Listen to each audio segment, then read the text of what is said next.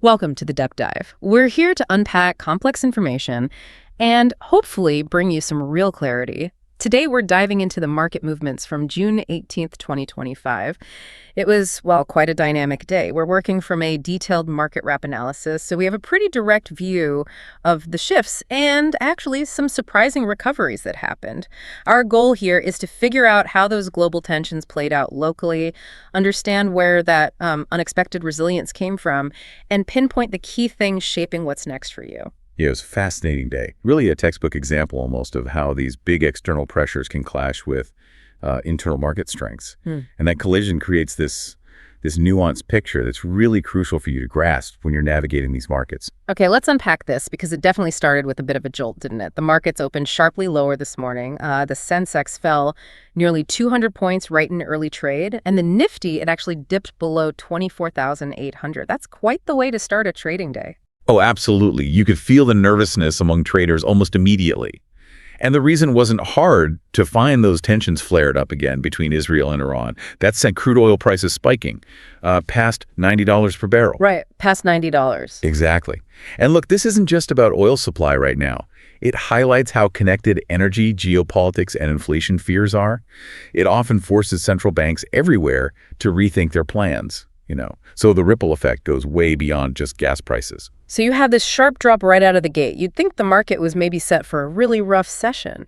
But then something else kicked in, this counterforce that led to quite a recovery. What was driving that? Well, that's where domestic investors really stepped in. Yeah. And I mean, big time. We saw this incredible pattern. It's the 21st session in a row now where foreign institutional investors, the FIIs, were buying equities. 21st, wow. Yeah. And today the volume was just massive, 8,207 crore. Okay, put that in perspective for us. So that's roughly over 980 million US dollars in one single day. That is a huge amount of buying, especially with all the global uncertainty floating around.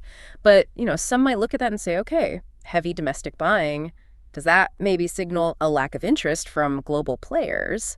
How do you balance that view? That's definitely a fair question to ask. But I think this consistent domestic buying, it's more than just a number. It points to a real shift, I think, in the market's internal structure, sort of a maturing ecosystem. It suggests local capital can increasingly act as a buffer against these global mood swings.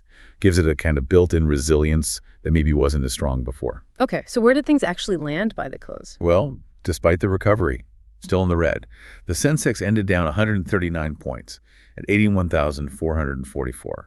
And the Nifty closed at 24,812, which was down 41 points. So yeah, a good fight back, but not quite enough to turn positive. Right. Now, shifting focus slightly, beyond those immediate headlines about the Middle East, were there other global factors, economic or political, adding to that initial nervousness? Oh, absolutely. Geopolitical risk is very much back on everyone's mind with the Middle East situation and oil prices climbing. That naturally makes global investors a bit more risk averse. They pull back. Sure. And then connecting the dots, the market is also really holding its breath for the U.S. Federal Reserve's decision, which is expected later tonight. The Fed. Always a big one. Always. And many are expecting a pretty hawkish tone given the stubborn inflation numbers still coming out of the U.S. That could really impact global money flows. And what about the currency? Did we see movement there? Yeah, the Indian rupee weakened a bit, down to 83.45 per US dollar.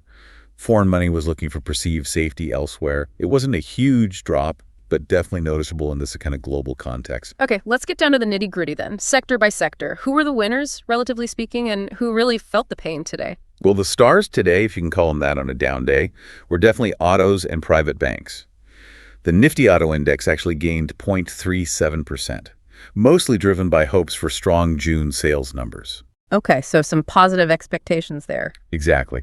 And Nifty Bank added 0.21%, with ICICI Bank and Axis Bank looking particularly strong. It just shows that even on a generally tough day, specific sector strengths and fundamental outlooks can still make a difference. Right. But on the other side of the coin, IT stocks seem to, bleed red. Wipro down about 0.5%. TCS hit harder, down over 1.8%. What was going on there? Yeah, for IT, analysts are mostly pointing towards weaker global tech demand. Plus, that volatility in the rupee doesn't help either. Makes sense. And we also saw media and metal stocks slipping. Z Entertainment was down about 1.2%.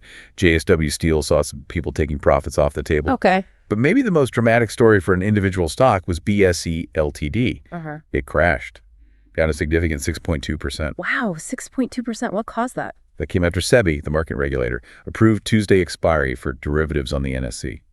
Competition. Direct competition. That's seen as a major threat to BSE's options market revenue. New expiry days on a rival exchange can really split the trading volume and liquidity. So the market reacted very sharply to that potential hit to their business. That's a huge move for one day, and a really clear example of how regulatory news can hit a stock instantly.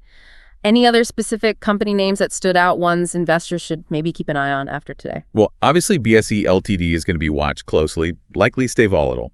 Interestingly, Reliance Industries stayed relatively flat, down just 0.10%. For such a big index heavyweight, that's pretty resilient given the overall market weakness. Good point. NTPC, on the other hand, dropped 0.85%, so it underperformed the wider power sector. Oh, and it's also worth mentioning Volta's, ONGC, and TCS. They were flagged as potential trading picks for tomorrow, based on their price action today and technical levels. Okay, interesting. So let's talk about that. Given all this chopping around, were there any specific actionable insights or maybe trade setups that emerged for investors looking very short term? Yeah, based on today's charts and technicals, a few interesting possibilities did pop up. For instance, Voltas. There's the potential buy signal if it gets above 1,300, with a short-term target maybe around 1,540. ONGC looks like it might be signaling an energy breakout, maybe an entry around 252, targeting Euro 290. Okay. And TCS, even though it fell today, it's actually near a pretty strong support level. So an entry around 3,515, looking for a move towards 3,685 could be considered. It's quite interesting how those specific technical signals can sometimes offer clarity, even when the broader market is messy. So looking ahead to tomorrow, what's the absolute number one thing you'll be watching? Without a doubt, all eyes are on the U.S. Federal Reserve statement tonight.